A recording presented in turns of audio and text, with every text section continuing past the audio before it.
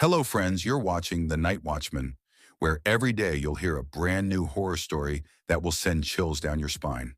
But to keep bringing you these terrifying tales, we need your love and support. So don't forget to like, comment, and subscribe. Now let's begin the story. I remember the day I started working at the Brookfield Zoo in Chicago like it was yesterday. It was back in 2015, fresh out of college with a degree in zoology from the University of Illinois. My name's Alex Harper, and I grew up in a small suburb called Oak Park, just a stone's throw from the city. The zoo was hiring for a night shift caretaker in the primate section, and I jumped at it. Little did I know that job would unravel everything I thought I knew about the world. Brookfield Zoo isn't your average animal park. Opened in 1934, it's one of the oldest in the U.S., sprawling over 216 acres with exhibits that feel like stepping into another world. The tropic world habitat where I worked was this massive indoor rainforest simulation housing gorillas, orangutans, and a bunch of smaller monkeys. During the day, it's bustling with families oohing and aahing at the apes swinging from vines. But at night, when the lights dim and the visitors leave, it's a different story. The air gets thick with humidity, and the echoes of distant animal calls bounce off the glass walls like whispers from the shadows. My backstory with the zoo goes deeper than just employment. My grandfather, Elias Harper, was a groundskeeper there in the 1950s. He used to tell me stories over Sunday dinners at our family home in Oak Park. Tales of escaped animals, quirky visitors, and one peculiar incident he never fully explained. "There's something old in those cages, Alex," he'd say, his eyes glazing over with a mix of fear and nostalgia. "Something that doesn't belong to this world." I always chalked it up to old age and too many late nights. Grandpa died in 2010, leaving behind a box of his old journals that I never bothered to read until much later. If only I had. My first few months on the job were uneventful. I'd clock in at 10 p.m., do my rounds, check water levels, monitor the animals' behaviors through the night vision cams, and clean up any messes from the day. The primates were my favorites. Smart, almost human-like. There was Kaibo, the silverback gorilla, who stared at you like he knew your secrets. And Luna, the young orangutan, always playful even in the dark. The zoo's director, Dr. Margaret Voss, a stern woman from Milwaukee with a PhD from Cornell, ran a tight ship. "Safety first, Harper," she'd bark during briefings. "These animals are family, but they're wild at heart." It started subtly, around my 6-month mark. One night in late October, with Chicago's wind howling outside like a banshee, I noticed something off during my patrol. The motion sensors in Tropic World kept tripping, but when I checked the feeds, nothing was there. Just empty vines swaying gently. I figured it was a glitch, old wiring from the zoo's Depression-era construction. But then, the animals started acting up. Kibo would hoot and pound his chest at empty corners, his eyes wide with what looked like terror. Luna stopped eating, clinging to the highest branches as if hiding from something on the ground. I reported it to Dr. Voss, but she dismissed it. "Seasonal changes, Harper. Animals sense the cold coming."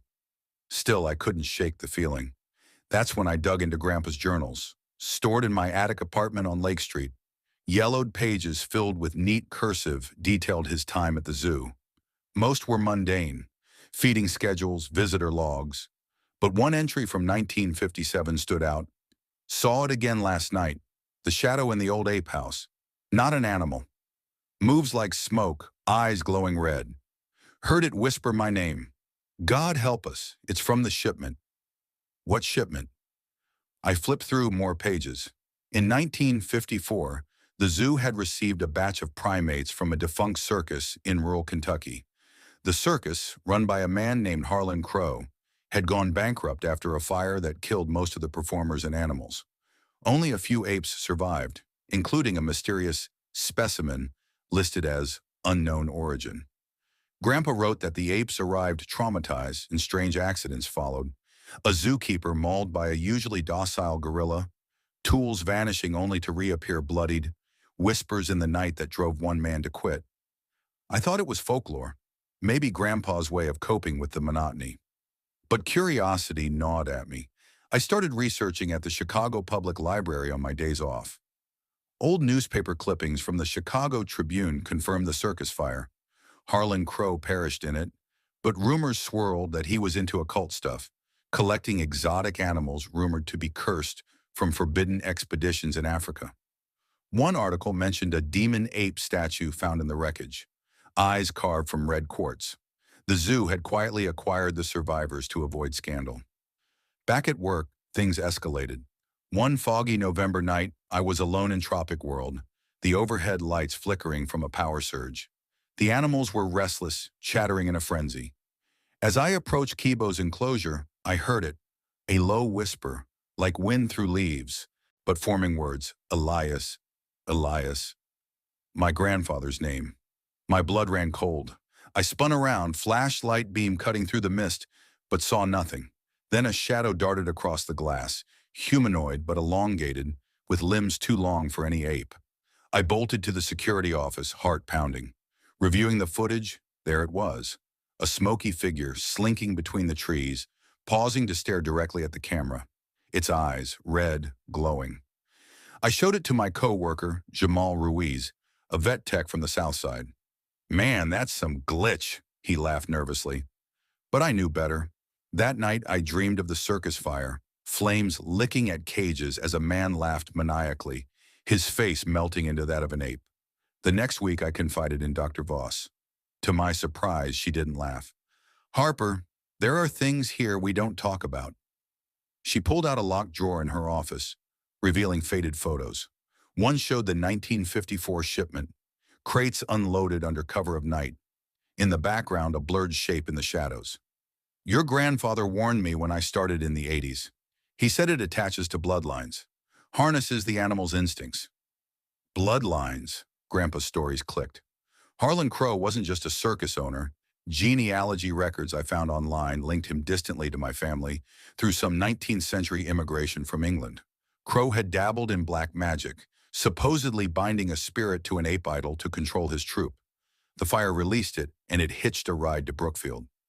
Suspicion turned to dread. The whispers grew louder, now calling my name. Alex, join us. Tools went missing. I found a bloody wrench in Luna's enclosure, though no one was hurt yet. The animals avoided certain spots, huddling together. One morning we found scratches on the glass, deep like claws from inside, but the primate's nails couldn't do that. I decided to confront it. Armed with Grandpa's journal and a flashlight, I stayed after hours one December night. Snow blanketed Chicago outside, but inside Tropic World, it was stifling. I sat in the observation deck waiting. Hours passed. Then at midnight, the power cut. Emergency lights hummed on, casting eerie red glows. The whispers started, blood, family, release. I followed the sound to the old storage room behind the exhibits, sealed since the 50s. Forcing the door, dust choked the air. Crates stacked high, labeled Crow Circus.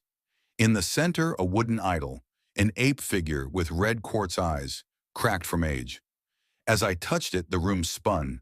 Visions flooded me. The circus fire, Crow chanting rituals, sacrificing a performer to bind a demon for eternal control over his beasts. The shadow manifested, coalescing into a twisted form. Part ape, part man, with Crow's melted face. It lunged, claws extended. I smashed the idol against the floor, quartz shattering. A scream echoed. Not animal, not human, pure agony. The shadow writhed, dissolving into smoke that seeped into the vents. Power surged back. The animals calmed instantly. I staggered out, idol shards in hand. Dr. Voss found me, nodding grimly. It's over, Harper. For now. But was it? Months later, in spring 2016, I quit the zoo, moved to Denver, far from Chicago's shadows. Yet sometimes, in quiet nights, I hear whispers. And Kibo?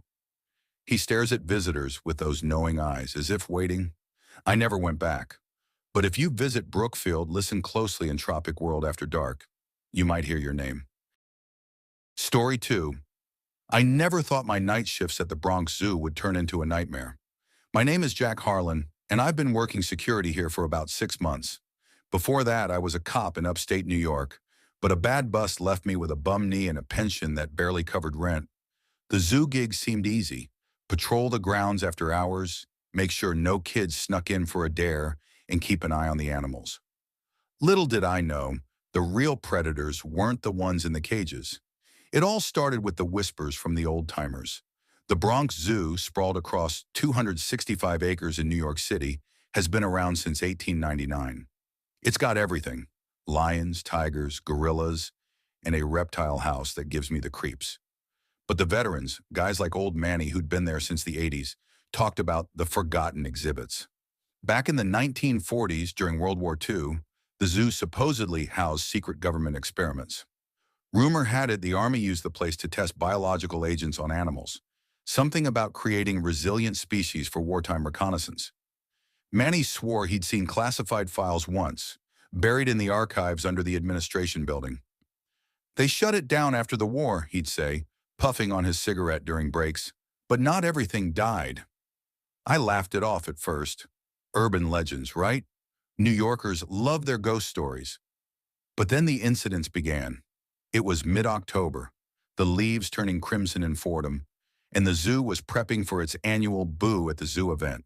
I was on the graveyard shift, 10 p.m. to 6 a.m., armed with a flashlight, a radio, and a thermos of black coffee.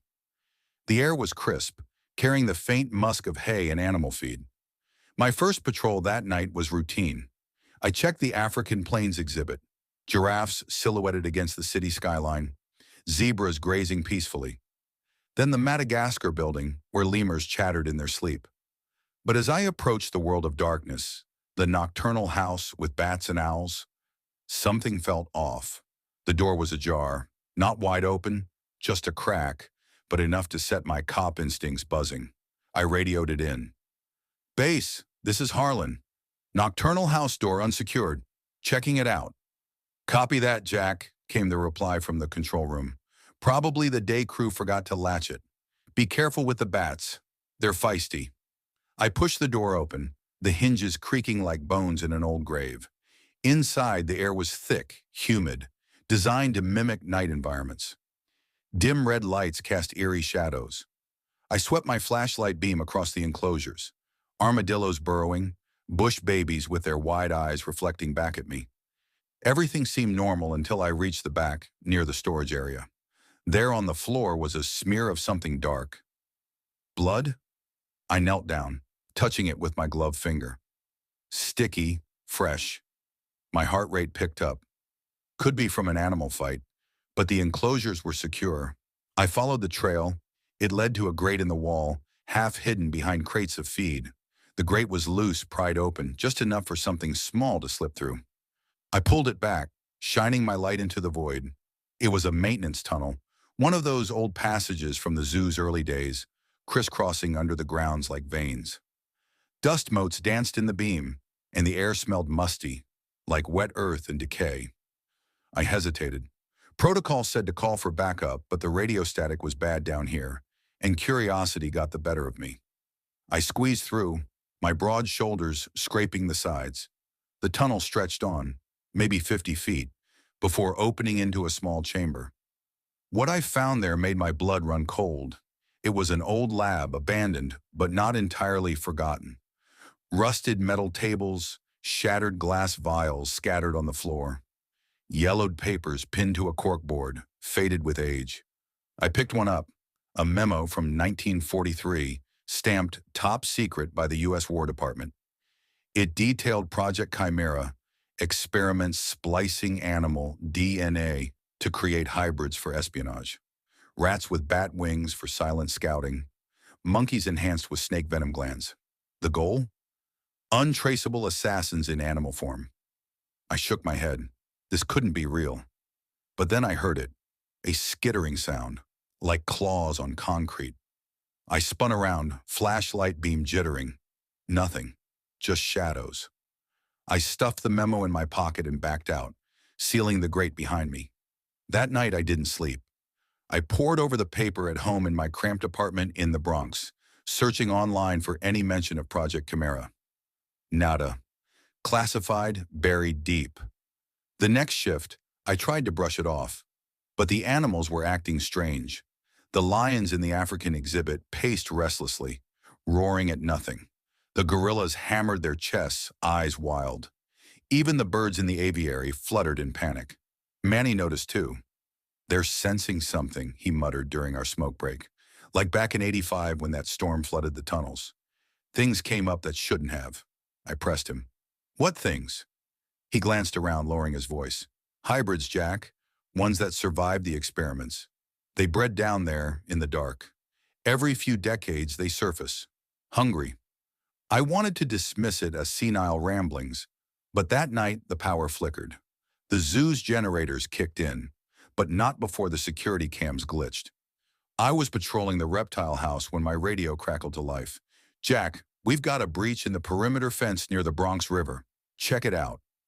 The riverside was isolated, bordered by dense woods that bled into Pelham Bay Park. I hiked down the path, the water murmuring below. The fence was intact. No cuts, no signs of intrusion. False alarm? Then I saw the footprints.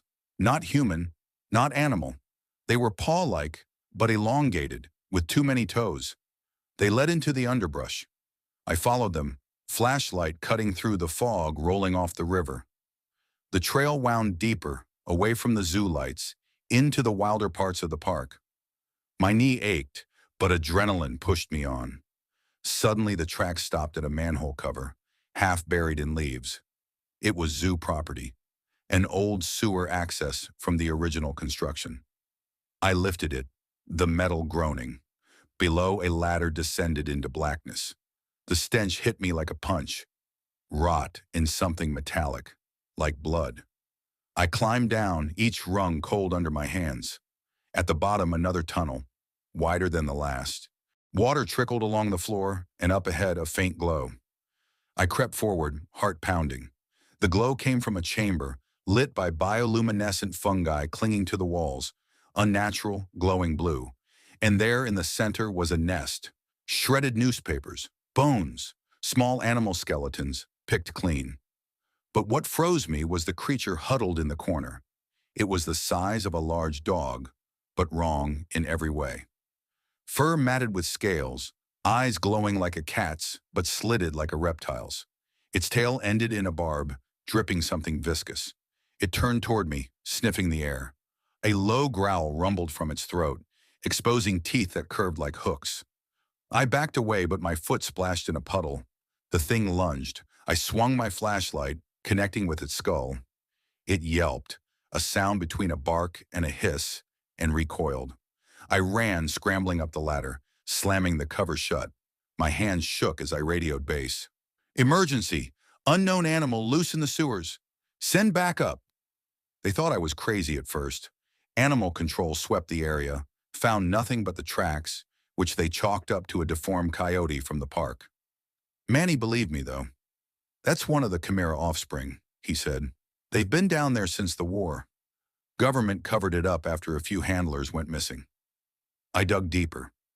Using my old cop contacts, I accessed declassified files from the National Archives in Washington, D.C. Buried in the World War II records was a footnote. Project Chimera terminated in 1945 after uncontainable mutations. Several specimens escaped into the zoo's underground network. Containment efforts failed. Area monitored indefinitely. Monitored by whom? The zoo? The feds? I started noticing unmarked vans parked near the entrance. Men in suits watching from afar. Paranoia set in. Were they watching me now? A week later, the disappearances started. First, a zookeeper named Sarah Klein didn't show for her shift. Her car was found in the employee lot, keys in the ignition, a smear of blood on the door. Then Manny.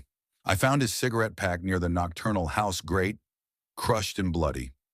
That night I armed myself, borrowed a tranq gun from the vet station, loaded with enough sedative to drop an elephant. I waited until 2 a.m. when the zoo was dead silent, then slipped back into the tunnels. The chamber was empty, the nest abandoned, but fresh tracks led deeper. I followed, the air growing colder, damper. Hours seemed to pass in the labyrinth. Miles of forgotten pipes and passages under the Bronx. My flashlight battery waned, casting feeble light. Then I heard voices. human voices echoing faintly. I killed the light, creeping closer. Around a bend, a makeshift lab, modern this time, with humming generators and computer screens. Men in lab coats hunched over tables, dissecting something writhing on a slab. One of the hybrids still alive, its cries muffled by a muzzle. Specimen 47 shows enhanced regeneration, one said. The original strains from 43 are evolving. Another nodded. Good. The DoD will fund phase 2. But we need to clean up the loose ends. Those missing staffers. My blood boiled. This wasn't ancient history, it was ongoing. The government never stopped. They were breeding these things, using the zoo as cover. I backed away, but my boots scraped gravel. Head snapped up. Intruder! Chaos erupted. I fired the tranq gun, hitting one in the chest. He dropped like a stone. The others drew pistols, real ones. Bullets ricocheted off walls as I ran, hybrids snarling from hidden cages. I burst out a side tunnel, emerging near the gorilla exhibit. Alarms blared across the zoo. I sprinted for the exit, but something tackled me from the shadows. A hybrid, larger than the first, its barbs sinking into my shoulder. Pain exploded, venom burning through my veins. I fought it off, smashing its head with the tranq gun until it went limp. Staggering to my truck, I drove straight to the ER at Montefiore Medical Center. They patched me up, called it an animal bite, but the venom lingered, hallucinations blurring reality. Days later, I quit the zoo, moved to a quiet town in Pennsylvania, far from New York. But I still hear the skittering at night, see glowing eyes in the dark. And sometimes on the news, I catch the stories of mysterious animal attacks in the Bronx. The project is still out there, breeding in the shadows. If you're ever in the city, visiting the zoo, stick to the daylight paths. And if you hear whispers about forgotten exhibits, walk away, because some secrets are better left buried. Story 3. I remember the day I first stepped into the Evergreen Wildlife Sanctuary in rural Oregon like it was yesterday. It was the summer of 2024, and I just graduated from Oregon State University with a degree in zoology. Jobs were scarce, so when the ad popped up for a night shift caretaker at Evergreen, I jumped at it. The pay was decent, $18 an hour plus overtime, and the location was perfect, just a 45-minute drive from my parents' house in Eugene. Little did I know, that sprawling, 200-acre zoo held secrets buried deeper than the roots of the ancient Douglas firs surrounding it. Evergreen wasn't your typical zoo. Founded in the 1950s by an eccentric millionaire named Harlan Whitaker, it started as a private menagerie for exotic animals he'd collected during his travels. Whitaker was a war veteran from WW2, obsessed with preserving the wild after seeing the devastation in Europe. But rumors swirled even back then, animals dying mysteriously, staff quitting after vivid nightmares. By the time I started, it had been rebranded as a family-friendly sanctuary, complete with interactive exhibits and conservation programs. The daytime crowds loved it. Kids feeding giraffes, families watching the sea lions perform tricks. But at night when the gates closed and the floodlights dimmed, the place transformed into something eerie. My first shift was uneventful. I met the head keeper, a grizzled guy named Tom Riley, who looked like he'd been there since Whitaker's era. Just patrol the paths, check the enclosures, and log any issues, he grunted, handing me a flashlight and a radio. And stay out of the old primate house. It's condemned. I nodded, figuring it was just structural decay. The zoo's map showed it tucked away in the northeast corner, behind the aviary, marked with a faded red X. That night, as I wandered the winding gravel paths, the air hummed with the sounds of nocturnal life. Owls hooting, wolves howling faintly from their habitat. The big cats, lions, tigers, a pair of jaguars, paced restlessly in their enclosures, their eyes glowing like embers in the dark. I chalked it up to the full moon, but around 2 a.m., I heard it, a low, guttural rumble that didn't match any animal I knew. It came from the direction of the old primate house. Curiosity got the better of me. I veered off the path, my boots crunching on fallen leaves. The building was a relic, boarded-up windows, vines choking the brick walls. A rusted chain-link fence surrounded it, but one section sagged open, as if someone had pried it apart. I shone my flashlight through a crack in the boards. Dust motes danced in the beam, revealing shattered cages and scattered debris. Then a shadow flickered, just for a second, tall and hunched, vanishing into the gloom. My heart skipped. Probably a raccoon, I muttered, backing away. But as I turned, something scratched against the wood from inside. Scratch, scratch, pause. Scratch, scratch. Like nails on a chalkboard, deliberate. I radioed Tom. "Hey, heard something weird by the old primate house. Should I check it out?" Static crackled, then his voice. "What did I tell you? Stay away. That's an order." His tone was sharp, almost panicked. I shrugged it off and finished my rounds. But that night, sleep evaded me. Dreams plagued me.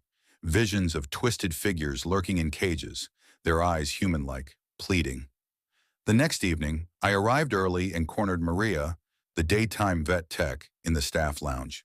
She was a no-nonsense Latina woman in her 40s, always wearing a faded Portland Trailblazers cap. "What's the deal with the old primate house?" I asked casually, pouring coffee. She froze, then glanced around. "You newbies always ask. Look, Harlan Whitaker, he wasn't just collecting animals. Back in the 60s, there were experiments. Government stuff. Classified. Something about enhancing intelligence for military purposes. Chimps, gorillas. They say one escaped, went feral in the woods. But that's just ghost stories to scare rookies." She laughed, but it didn't reach her eyes. I dug deeper online that afternoon, using my phone in the break room. Old newspaper clippings from the Eugene Register Guard mentioned a 1967 incident. A night guard named Elias Crow vanished without a trace. Last seen near the primate exhibit. Police ruled it an animal attack, but no body was found. Whitaker donated heavily to the local PD after that, and the story faded. Another article from 1982. A visitor's child went missing during a school trip, again near the old house. Search parties combed the woods, but nothing. The zoo closed for a week, then reopened with enhanced security. Suspicion gnawed at me. On my third shift, I decided to investigate.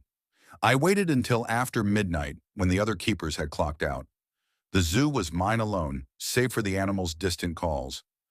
Armed with a crowbar from the maintenance shed, I approached the primate house. The sagging fence gave way easily. The door creaked open on unoiled hinges, releasing a musty stench of decay and something metallic. Blood? Inside, the flashlight revealed a labyrinth of rusted cages, some with doors ajar. Straw bedding moldered on the floor, and walls bore claw marks, deep and frantic. In one corner, I found a yellow journal, its pages brittle. It belonged to Whitaker. Entries dated 1965. Project Apex progressing. Subject Alpha shows remarkable cognition. Responds to commands but aggression increasing. Further on, Alpha escaped containment last night. 2 handlers injured. Must recapture before it breeds with locals. Breeds? My skin crawled. What the hell was Alpha? A chimp? Something more? As I pocketed the journal, that rumble echoed again, closer, from the basement stairs I hadn't noticed before. Descending cautiously, the air grew colder, damper. At the bottom, a dim bulb flickered, illuminating a makeshift lab. Shattered beakers, faded charts of primate anatomy fused with human traits, hybrid sketches, then a whisper, not animal, human. "Help! Me!" I spun, flashlight beam catching a figure in the shadows, emaciated, fur-matted, but upright like a man. Its face, God, its face was a grotesque blend, simian jaw, human eyes wide with terror. It lunged, but not at me, past me toward the stairs. I stumbled back, heart pounding. Was this Alpha or its offspring? Panic surged. I bolted upstairs, slamming the door behind me. Outside, rain had started, slicking the paths. My radio buzzed. Tom's voice, frantic. "Kid, where are you?" Sensors tripped in the old house. "I saw something," I gasped, running toward the main gate. But halfway there, branches rustled overhead. A heavy thump landed behind me. I turned. Another figure, larger, silhouetted against the moon. It moved on all fours, then reared up, towering 7 feet.